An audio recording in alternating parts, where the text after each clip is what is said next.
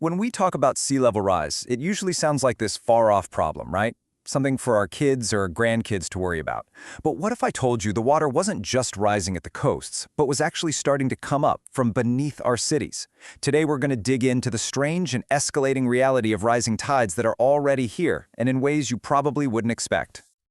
I mean, listen to this quote. It sounds like something straight out of a disaster movie, doesn't it? Ocean water, seeping up through the porous landscape. It just paints this bizarre picture. Not of a giant wave crashing over a seawall, but of the ocean itself just infiltrating our world from below.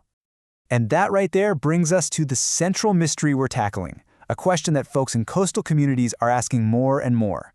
How in the world can a city flood when it's a perfectly sunny day? So, let's dive in and figure this out. Okay, so first things first, let's look at the symptom.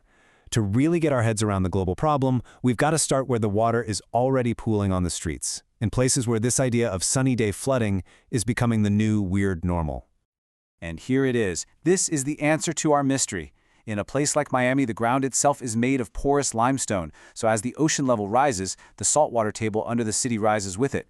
The water doesn't even need to come over a wall. It just pushes its way up through the ground, flooding streets from the bottom up.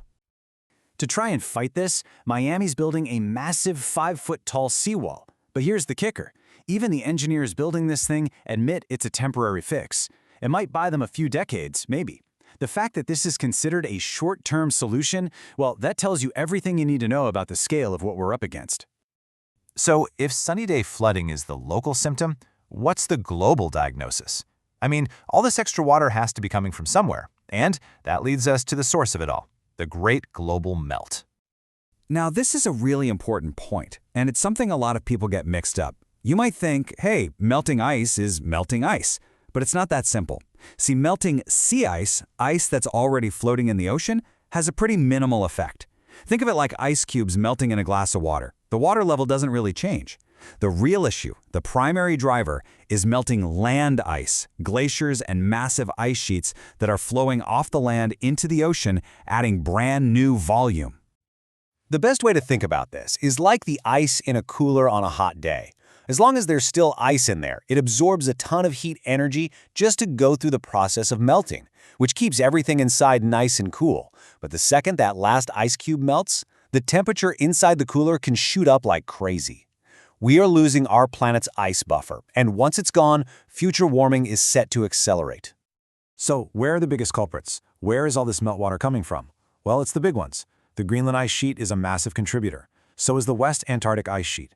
These are colossal bodies of ice, and they are literally draining into our oceans, feeding this rise. Okay, so we get the cause now, right? The Great Global Melt. Now let's see how this one single, global issue shows up in completely different ways for people all around the world. These are stories from the water's edge. So let's head back to Florida for a second, but this time, let's go south of Miami to the Keys. Here, the rising water isn't just an inconvenience, it's a very real threat that could literally sever their connection to the mainland. And this isn't some projection for 2050. This is happening right now.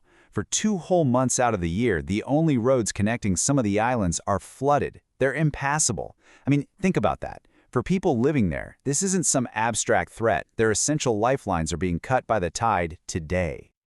Now, let's jump halfway across the world to the low-lying river deltas in places like Bangladesh and India. Here, the story is one of forced retreat. The sea is just relentlessly swallowing up fertile farmland, pushing entire communities inland and literally erasing generations of history and ways of life. And then you have a place like New York City, where the problem looks totally different. Day-to-day flooding isn't the main issue. Yet, instead, the higher baseline sea level acts like a launch pad for storm surges. So when a big storm hits, it's pushing an already higher ocean much, much further inland, dramatically cranking up the flood risk. So, we've seen floods from below in Miami, islands getting cut off in the Keys, land being lost in Bangladesh, and supercharged storms in New York.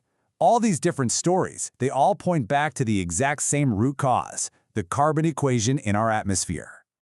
Okay, let's talk about a really critical number, 427 parts per million. That's where we are right now with CO2 in the atmosphere. And here's why that matters so much. Looking back at Earth's climate history, A level this high has already locked in significant sea level rise.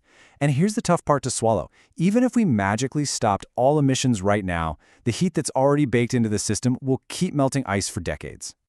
And this whole thing, it's not a straight line. It's a feedback loop that's speeding up. You get more CO2, that leads to faster warming. Faster warming speeds up the ice melt.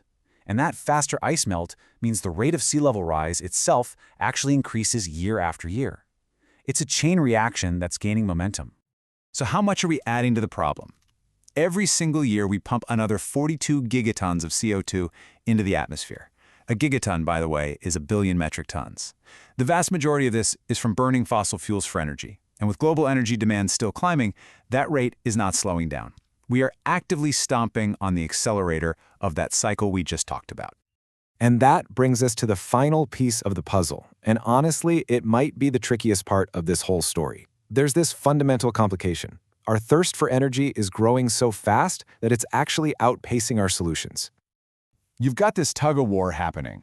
On one side, we are making real progress, right? We're adding more solar, more wind, more renewables to the grid. But on the other side, our demands are just exploding. Take the new AI boom. It requires these huge data centers that eat up unbelievable amounts of energy, and many of them still have to rely on fossil fuels just to meet that demand. And that leaves us with this incredible paradox, doesn't it? The very technology we're building to solve our problems demands more and more energy, which in turn can accelerate the very crisis we're trying to fix. The race is on. Can our clean energy solutions ever actually outpace our own seemingly insatiable appetite for power? The answer to that question is going to determine what our coastlines and our cities look like for centuries to come.